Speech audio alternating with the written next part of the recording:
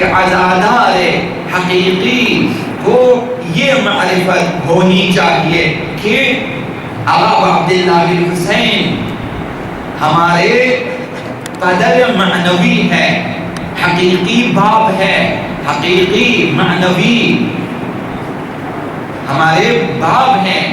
اب کسی امام کو اگر شہید کیا گیا تو سمجھو کہ ہمارے باپ کو شہید کیا، ہمیں یتیم کر دیا ہے۔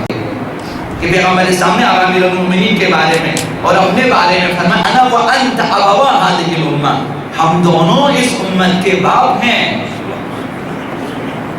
ہم دونوں باپ ہیں۔ حق بھی وہی ہے جو ایک حقیقی نسبی باپ کا ہوتا ہے، بلکہ اس سے بالاتر ہے، رتبہ بھی ہمارے جسمانی باپوں سے زیادہ ہے۔ یہ معرفت ضروری ہے۔ معرفت یعنی یہ اطمینان اور یہ یقین قلبی آپ کے اندر ہونی چاہیے کہ میرے باپ کو قتل کیا ہے۔ ائمہ اطہار کس طرح گریہ فرماتے تھے؟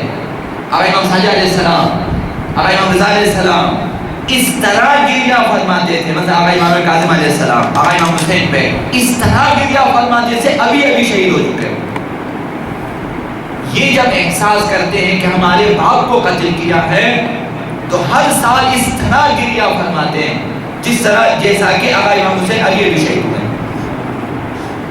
یہ عزادار واقعی ہے جو احساس کرے کہ میرے باپ کو قتل کیا۔ اسی وجہ سے خداوند متعال نے ائمہ اطہار نے آپ کو آقا امام حسین کے لیے منتقم، انتقام گیرندہ، انتقام دینے والا شمار کیا ہے۔